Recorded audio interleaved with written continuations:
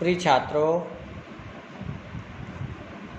कल आपने पढ़ा था कि जैसे ही प्रभु श्री राम धनुष को भंग करने के लिए खड़े होते हैं, माता सीता उन्हें निहारती हैं और देखकर मन ही मन व्याकुल होकर भगवान शंकर, गणेश और वर देने वाले सभी देवताओं को मनाती हैं और कहती हैं कि हे, मैंने जो आपकी सेवा की थी इसी दिन के लिए की थी और अब आप मेरी उस सेवा का फल मुझे करा दीजिएगा और इस जो शिव जी का धनुष है इसकी चाप की जो कठोरता है वो बहुत थोड़ी कर दो। आज देखेंगे दोहा। देख देख रघुवीर तन सुर मनाव धर धीर भरे बिलोचन प्रेम जल पुलकावली शरीर। दोहा में कहा है कि सीता जी ने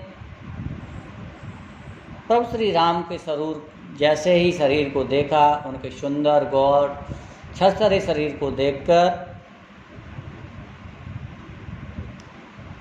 मन में धैर्य धारण करते हुए अपने देवताओं को मनाने लगती हैं।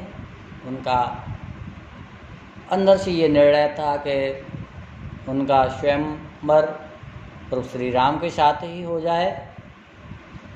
उनको देखकर, उनकी सुंदरता, अनुपम सुंदरता को देखकर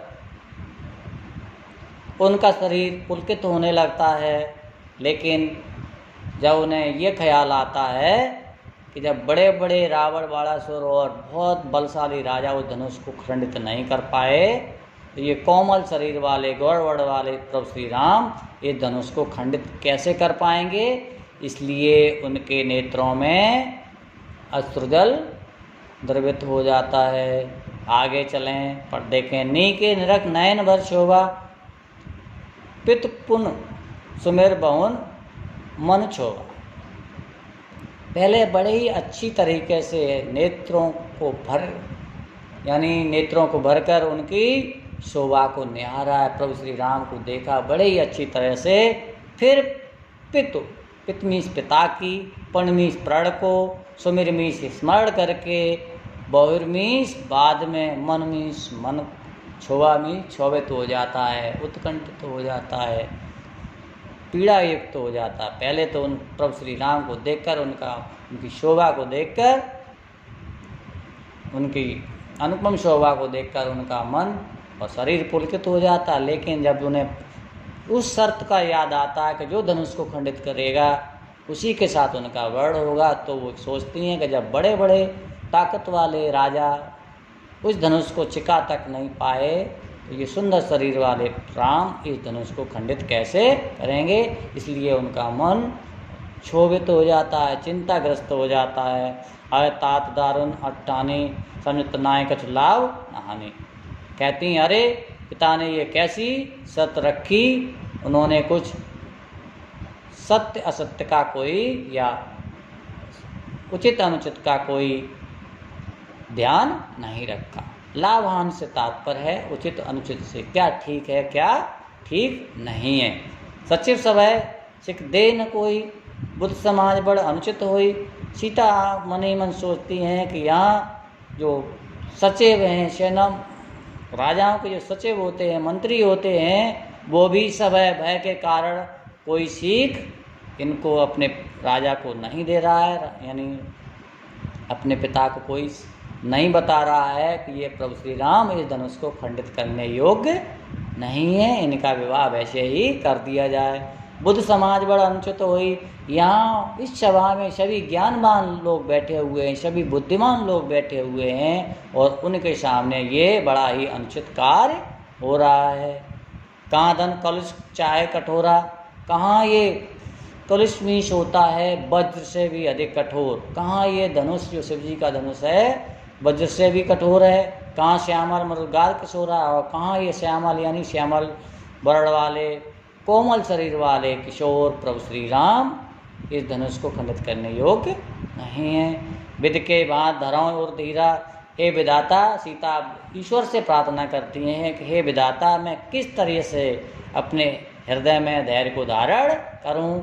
शिरस सुमन वेदम हीरा, उन्होंने कहा कहीं सरस का कोमल जो फूल होता है उसका टुकड़ा कहीं हीरे को काट सकता है, कहीं फूल से हीरे को काटा जा सकता है, क्योंकि यहाँ कोमल और श्यामल वर्ण वाले गौर वर्ण वाले प्रभु श्री राम फूल के समान उन्होंने माना है, और जो शिव जी का धनुष है वो वज्र के समान कठोर माना है। उन्होंने कहा एक कोमल शरीर वाले इस धनुष को खंडित नहीं कर सकते। सकल सभा के मत वह बोरी, उन्होंने कहा ये संपूर्ण सभा जो बैठी है, इस संपूर्ण सभा की सभी का जो मत है वो बावली हो गई, सब पागल हो गए हैं, कोई किसी को समझ में नहीं आ रहा है ये प्रभु श्री राम कोमल शरीर वाले, इनको धनुष खंडित करने के लिए ना कहा जाए।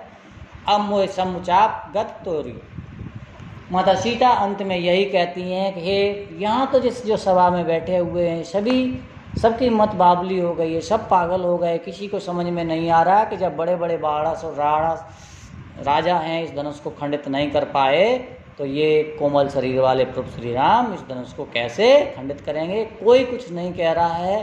अब मैं अपनी निवेदन हे शिव जी के धनुष आपसे ही कर रही हूँ। क्या कर रही हूँ? निज जड़ता लोग हैं पर डारो, अपनी जो कठोरता है जड़ता है, यहाँ जो लोग जो इस सभा में जो लोग बैठे हैं, बुद्धिमान लोग बैठे हैं, अपनी कठोरता आप इन पर डालो। होय हरो रघुपत निहारी, और प्रभु श्री राम को देखकर, उनके हल्के शरीर को देखकर उस शरीर के अनुसार ही आप हल्के हो जाओ, अपनी कठोरता को दूर कर दो।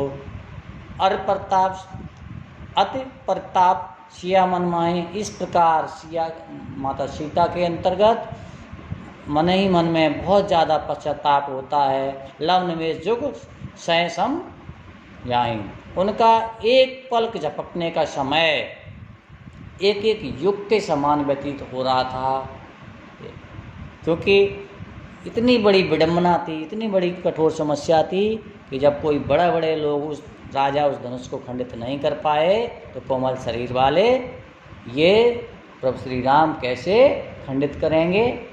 अर्थात उनके अंदर यही क्षोभ एक एक पल झपकने के समय को एक युग के समान व्यतीत हो रहा था। आज यहीं तक, और इसमें आपको 4 लाइनों का आपको लिखना है। एक अंडरलाइन हम कर दे रहे हैं, 2, 3 और 4, अंतिम 4 पंक्तियों का आपको व्याख्या लिखनी है। आज इतना ही।